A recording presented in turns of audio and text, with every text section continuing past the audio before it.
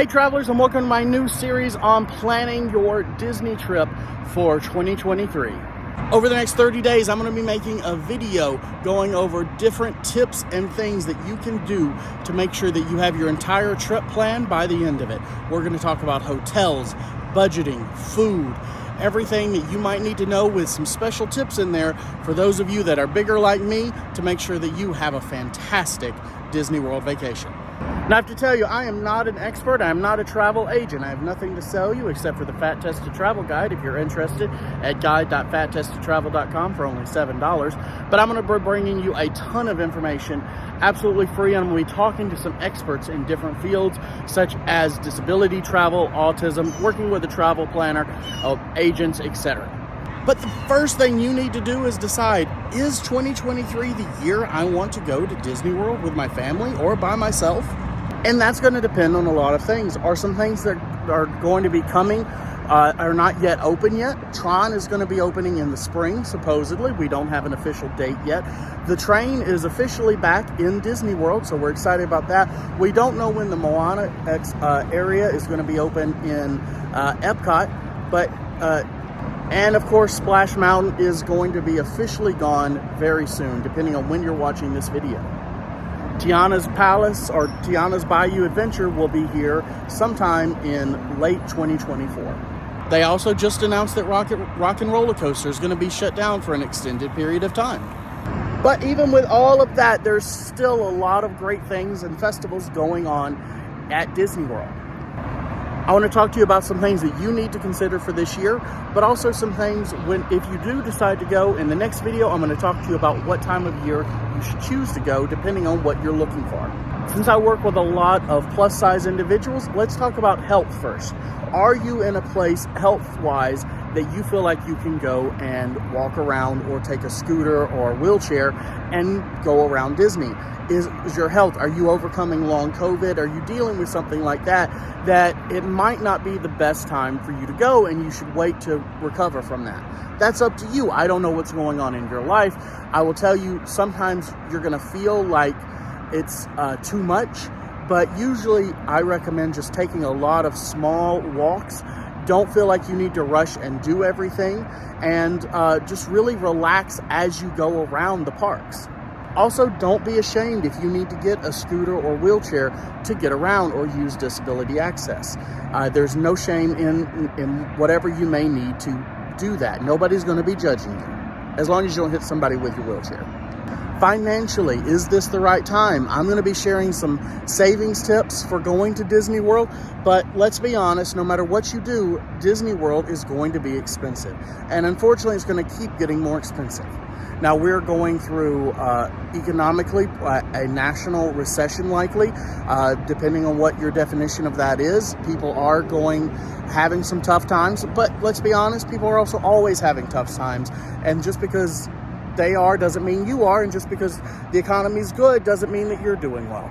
It all depends on what's going on in your family's life at the moment. So you need to really consider that, and can you budget properly to do it? I'll be talking a lot about budgeting through this series, but I want to make sure you understand that don't feel like you need to go and do everything big and stay at the nicest hotels and do everything on one trip. I really encourage people to view the long term for most of you. Some of you, there's some issues that this may be or is likely the only trip you'll ever get to take, and you want to do it a certain way, and I understand that. But for others, you might be scared to do something, and I would recommend just taking the leap and going and doing. I can tell you, a year ago, I had never been to Disney World, and I was terrified of going. I'm extremely overweight. I did not want to make the walk of shame. I knew I'd be going by myself. I didn't want to go and not spend all that money and not feel comfortable going. So I did a lot of research before finally pulling that trigger, but ultimately no amount of research can make you do that. You ultimately have to just pull the trigger and make the decision to go. I talk a lot about that in my Confidence Booster and Guide, and we'll dive more into some of those decisions to help you further on in this series. But if you are financially able and it's not going to put too much stress on you and you're health-wise, I urge you to make the decision to travel. Whether it's to Disney World or somewhere else, I think travel and getting out and getting in a new environment can be one of the most reinvigorating things for your mental health and your physical health that you will ever do. Part of the reason I decided to go was that what's the use of getting healthy if your entire view of your life is just sitting on the couch? If that's all you ever do, then why would you go out and live life and try to get healthier? So, or just, if you just go to the gym even, what's the point? That's not a life. I really encourage people to go out and experience what you can.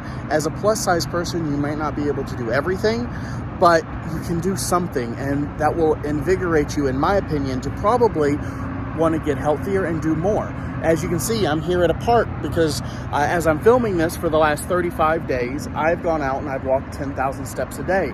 I did not think that was possible until I started realizing how much I was walking at Disney World. And I started walking at Disney and realized, the first day I went to Animal Kingdom, which is the most I ever walked because I didn't know what I was doing. I didn't know where I was going. And I'll have research so you don't have to do that as much as I did for sure. But I walked over 40,000 steps. I was in pain, but I was so happy because I was amazed at what I was able to do. Now I would say I average around 20,000 to 25,000 steps a day in a park. And that's also helped me keep this goal up. There's a lot of snacking at Disney for a lot of people. So I'm not going to say I actually lost a lot of weight doing that. But it did help me get out and walking and more than I ever thought I could. So if this is going to be your year to go to Disney World, I truly hope that you make that decision to do so. And we'll continue watching this series. Like and subscribe and turn on the notifications. You can also go to the link below and you'll sign up and you'll get a daily email reminder about each day I put out a video so you can watch this in order and catch every step. On top of that, you'll be entered into my monthly drawings for different Disney merchandise. This series is brought to you by the Fat Tested Travel Guide, and I hope you'll check out that link below, and I will see you in the next video. Thanks for stopping by, and remember to live life no matter your size.